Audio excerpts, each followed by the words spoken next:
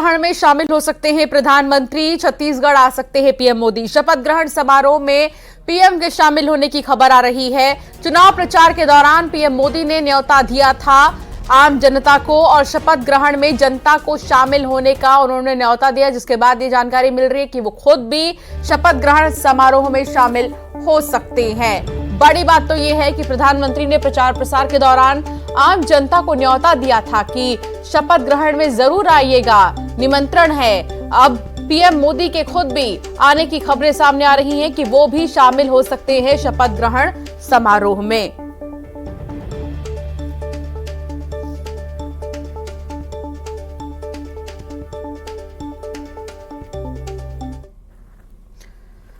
खबर रायपुर से, जहां कई अधिकारियों पर गाज गिर सकती है। बीजेपी ने 30 से ज्यादा आईएएस और आईपीएस की लिस्ट बना दी है और अधिकारियों की रिपोर्ट तैयार की गई है, जिसे बहुत जल्द केंद्र को भेजा जाएगा।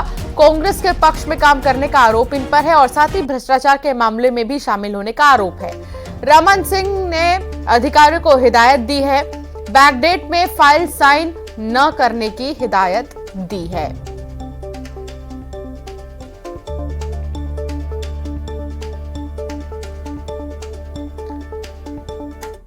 तो वहीं राजेश मूणत ने बयान दिया है। उन्होंने कहा कि जिन अधिकारियों ने गड़बड़ किया है उन पर तो गाज गिरेगी ही।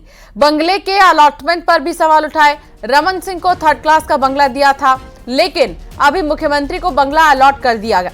सरकार गठन से पहले कैसे बंगला अलॉट कर दिया गया?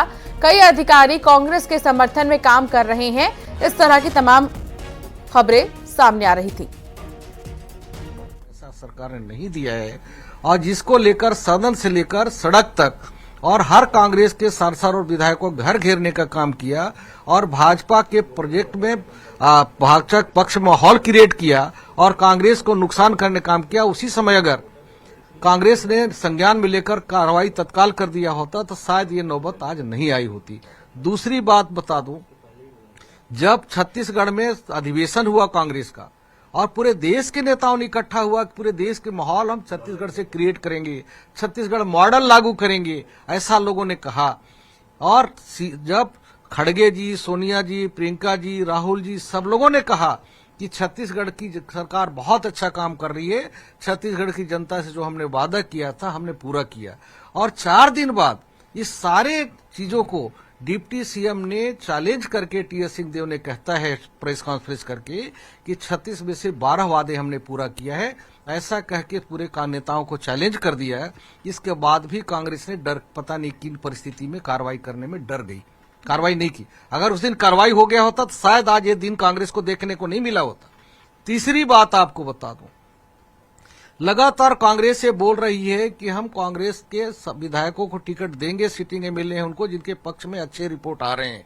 और प्रेस कॉन्फ्रेंस करके टीएस सिंहदेव साहब भोपाल में ये कहते हैं कि आधे विधायकों के टिकट काट दिए जाएंगे। तब से डर के मारे, क्योंकि नाम तो था नहीं कौन आधे हैं, तो सारे के सारे विधायक क्षेत्र 2-3 महीना से छोड़कर लगातार अपने नेताओं के पीछे दौड़ना चालू कर दिए, दिल्ली और रायपुर। तब से क्षेत्र पूरी खाली हो गई और भाजपा को खुल के काम करने का मौका मिला। वहां से लगातार कांग्रेस को नुकसान हुआ, उस पर कोई रोक नहीं लगाई गई। उस समय भी अगर कार्रवाई हो गई होती तो ये शायद नौबत नहीं हुआ। अगली बात आपको बता दूं, प्रधानमंत्री जी की रायपुर में सभा, रायगढ़ में सभा होता है और हमारे राज्य के डिप्टी सीएम ये कहते हैं, जब पूरे हमारे कांग्रेस के लीडरान ने, सारे नेताओं ने एक ही आरोप लगाते हैं कि मोदी जी लगातार जहां भाजपा की, गैर भाजपा की सरकार है वहां पक्षपात कर रहे हैं, सौतेला व्यवहार कर रहे हैं, छत्तीसगढ़ में हमारे पैसे रोक रहे हैं, छत्तीसगढ़ के साथ लगातार उन्होंने परेशान कर रहा है, ये आरोप लगाते हैं। और हमारे डिप्टी सीएम खुलेआम मंच पे ये बोलता है कि जितना उम्मीद था उससे ज्यादा मोदी जी ने मदद किया है, कर रहे हैं और आगे भी करेंगे।